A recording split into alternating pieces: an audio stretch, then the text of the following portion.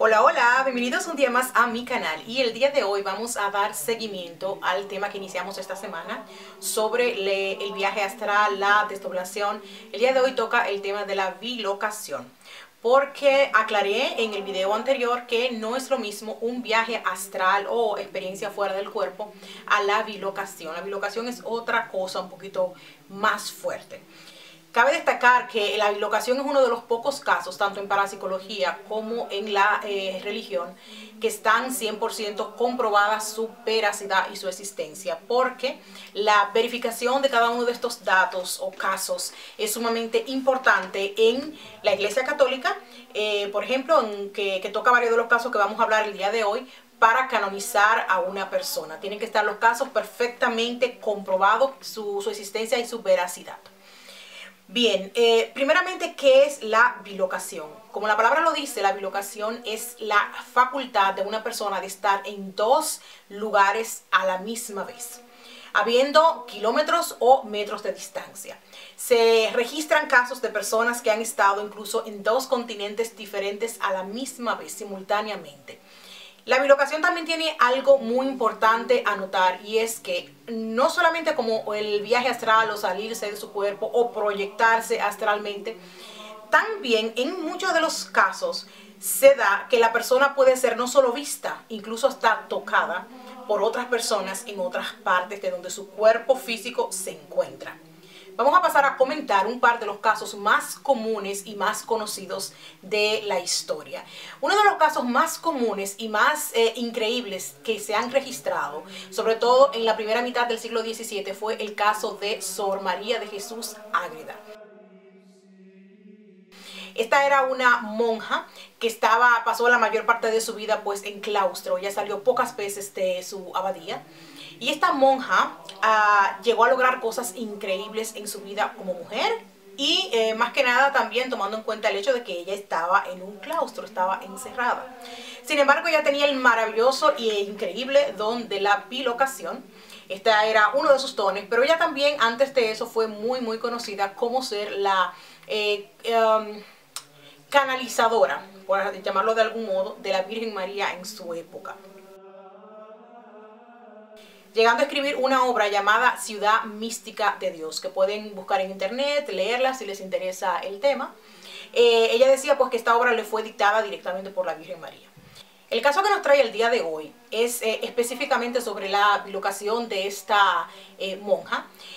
Sucedió un caso bastante extraño, y fue que el monje Alonso, en 1630, cuando regresa de las Indias, pues de América, relata a su superior en la Iglesia Católica que los indígenas ya habían sido entrenados en lo que era la Iglesia Católica, habían sido enseñados por alguien, ritos de la Iglesia Católica, hacer cruces, por ejemplo, con ramas, etcétera, etcétera, etcétera. Y cuando les preguntaba cómo sabían esas cosas, porque era bien sabido que en esa época todavía no había estado nadie anterior a los españoles evangelizando a esos pueblos. Fue lo que llamó tanto pues la atención. Cuando se pedía definición de la persona que había hecho estas cosas, ellos la llamaban o le decían la dama de azul o vestida de azul.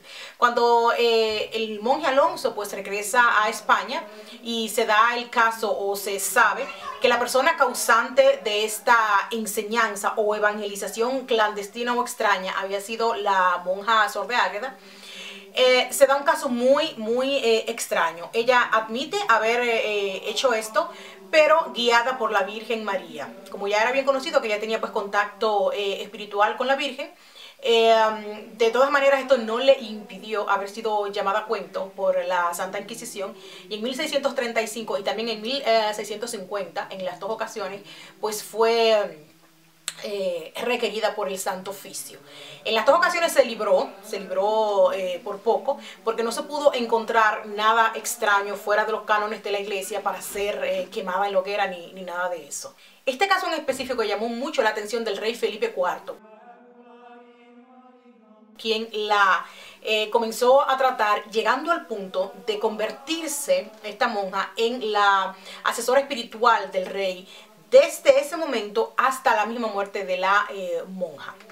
ella tenía tanto y tanto poder en las decisiones del rey que él pedía su opinión para poner y destituir cargos, a quién debía poner, a quién no. Tanto así que cuando el hijo del rey muere en circunstancias pues, de enfermedad, él se siente tan devastado espiritualmente que va personalmente hasta la abadía a conocer de forma física a la monja, porque ella no le tenían permitido pues salir del claustro, ¿no? El 2 de mayo del 1665 muere la monja Sor de Ágreda y hasta el día de hoy no ha sido canonizada. Este no es uno de los casos, de los únicos casos en la Iglesia Católica que se da el famoso caso de la bilocación. Otro caso también muy famoso y conocido fue el caso de San José de Copertino.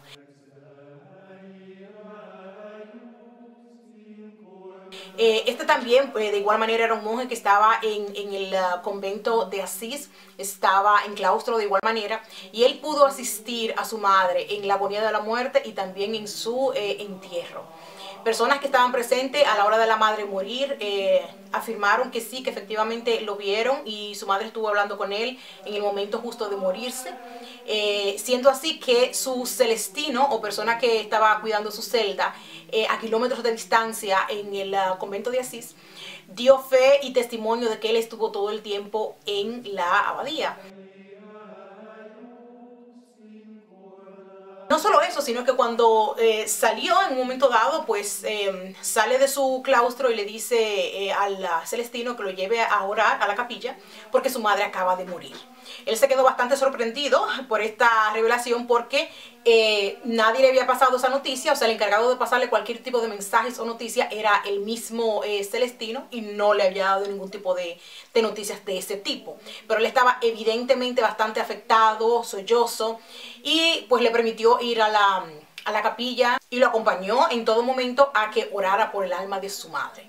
La sorpresa llegaría más tarde, 3 días más tarde, cuando un mensajero lleva el mensaje de que efectivamente su madre sí había muerto. Estos fueron uno de los hechos que se tomó muy en cuenta y fueron bastante documentados. Por eso tenemos hasta el día de hoy pues registros de este caso, porque fue muy tomado altamente en cuenta para ser canonizado también.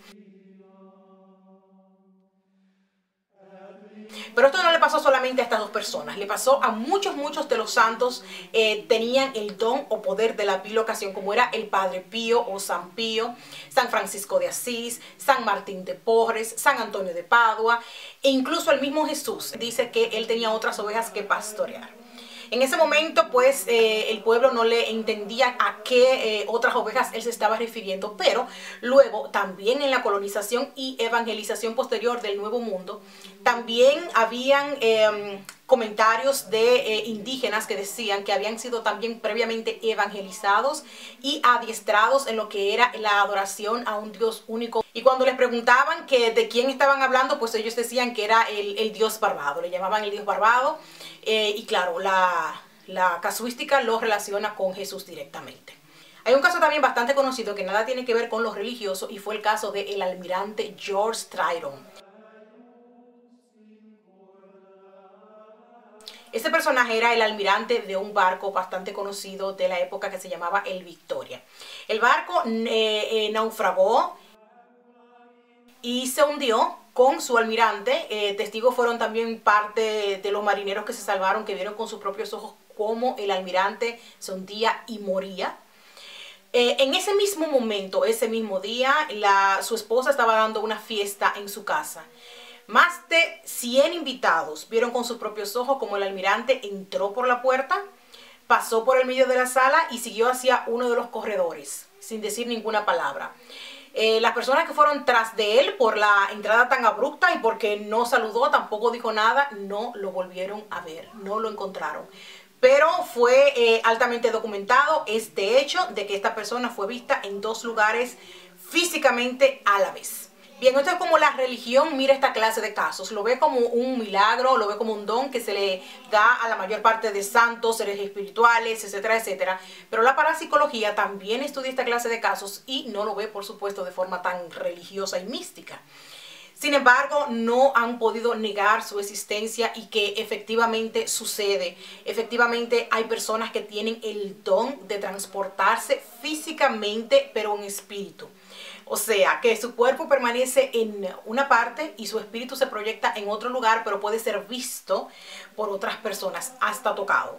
La parapsicología suele llamar a este tipo de casos fantasmalogía o ectoplasma, también como casos de teletransportación, etcétera, etcétera.